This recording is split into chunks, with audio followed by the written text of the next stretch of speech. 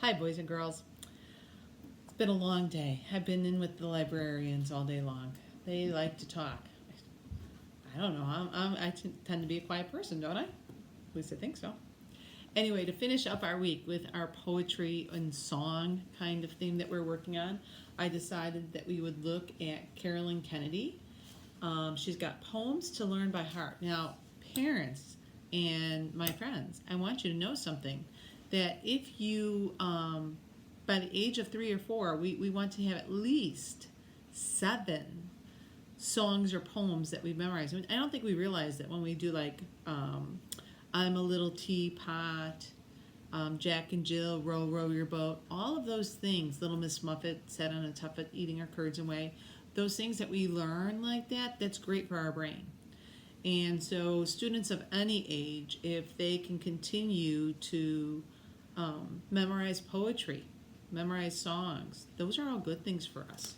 So, but I thought we'd look at a couple of fun poems. I'm going to take the book jacket off today. By the way, it is Friday. Happy Friday, everybody. So book jacket's coming off so that I can hold this book better. But I picked out about 4, I think, poems that I really, really liked out of here that I thought would be funny to share with you. This one is called If Little Red Riding Hood, and it's by Jeff Moss. Are you ready? If Little Red Riding Hood had a dad, perhaps things wouldn't have turned out so bad. He'd have taught her the useful things a dad can teach you, like the difference between grandma and a wolf who'll eat you. He'd brought her 2 photographs for her to let her see how completely different 2 things can be.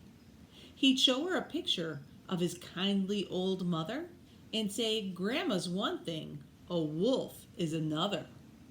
See, he's showing them the pictures. Grandma wants to hug you and give you a kiss. A wolf wants to eat you, and he looks like this. Big teeth, big ears, and plenty of fur. Now look at your grandma. Does a wolf look like her? Your report card was great. I know you're smart, so it shouldn't be hard to tell them apart. Now please get to Grandma's before it gets dark. Don't go through the forest and stay out of the park. Don't stop to talk to any wolves you meet, and don't wear that red thing when you walk down the street. And there he's even stuck Post-its up there so that way you can tell what the difference is between Grandma and the wolf. What a happy, thoughtful dad he is. One's furry and it says often gray, but he had to cross it out because his grandmas have gray hair. Cannot bake cookies. Fast moving. We're going to have a visitor from a friend, I think. And then it says your father's mom. So that is If Little Red Riding Hood by Jeff Moss. Now I have a couple for the parents. Parents, I don't want to leave you out on this. This one is called The Parent. And actually, I had a cat here, but she seems to be moving on. This one is called The Parent, and it's right here.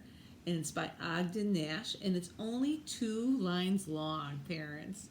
So it says, children aren't happy with nothing to ignore, and that's what parents were created for.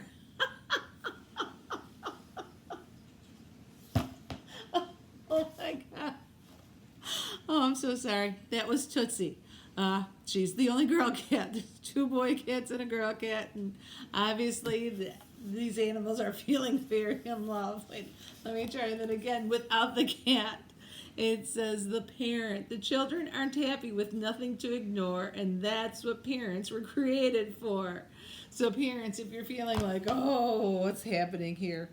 Just, it's your job. We've all been there. I had that one, and I don't remember why. So let's jump to here. It says another parent and student one, and it's called Lucky Trade. And you see, I like this. Look in the picture. There's the student. Look at the mom. Guess what's happening in Lucky Trade? It says Lucky Trade by Matthew M. Fredericks. I told my mom I'd go to work if she would go to school. She thought that trading places once just might be kind of cool. So she agreed. I packed her lunch and made her wash her face. Then Mother said, I wonder why you want to take my place. I wonder what you do at work. I'd like to meet your boss. Now hurry up and brush your teeth. And don't forget to floss. There's just one other thing, Mom, that I forgot to mention. I'll pick you up at 4 o'clock. Today you have detention. Did you see that one coming? If you're listening to the rhymes, I think you should know. And we're gonna finish with the Shel Silverstein because I love Shel Silverstein. If you notice, a lot of these poems that we're looking at have a beat, it's a rhythm, right? And we're seeing rhyming in them. And Shel Silverstein does a great job with rhyming. So let's get started with Shel, and then I'm gonna let you guys go out and have an enjoyable weekend. And I have tons of great ideas from the librarians today. We started a meeting at 8:30 and it went a little bit after 3. Whew. But so many interesting things and things I'm going to be able to share with you to kind of help the next couple months. And I'm sorry, everyone. But we want to be safe, we want to be healthy, and we want to keep everyone safe and healthy. So